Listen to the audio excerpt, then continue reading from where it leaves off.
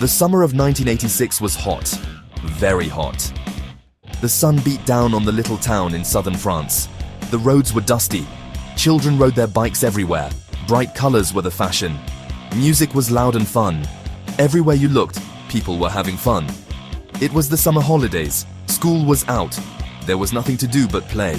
What a time to be alive. It was the summer of Duran Duran and Madonna. It was the summer of big hair and shoulder pads. But most of all, it was the summer of adventure. Leo couldn't wait to explore with his friends. Samir loved video games. Julie loved Steven Spielberg films. Caro was brilliant at fixing things. They were going to have the best summer ever. Leo's birthday was in July. He was so excited. He really wanted a Walkman. Then he could listen to his favorite music wherever he went. Imagine his surprise when he unwrapped his present. It was a Walkman, and it came with a cassette tape. The tape had no label. How mysterious. "It's from your Uncle Henri," said Leo's mum.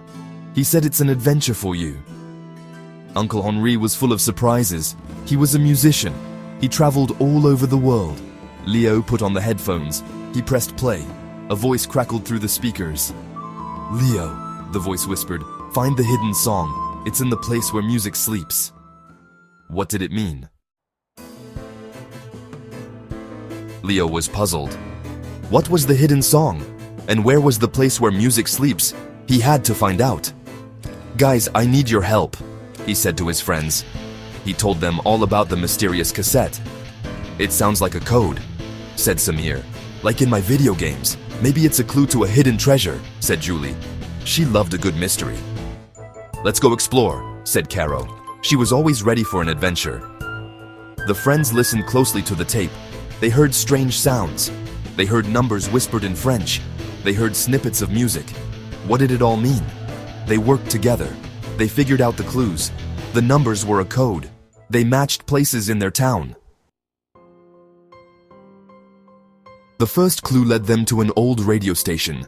It was abandoned. The windows were boarded up, but the door creaked open. Inside, it was dark and dusty. Cobwebs hung from the microphones.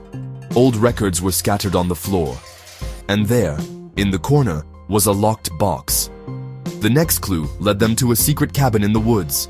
It belonged to an old DJ. He told them a story. He had made a recording. It was a song that could change the world. The last clue led them to an old machine. It needed batteries to work.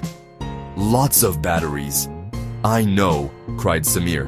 "Game Boy batteries." He ran to get his. They put the batteries in the machine. They slotted in the cassette. The machine whirred into life. And then they heard it. The hidden song. It was a song about freedom. It was a song about hope.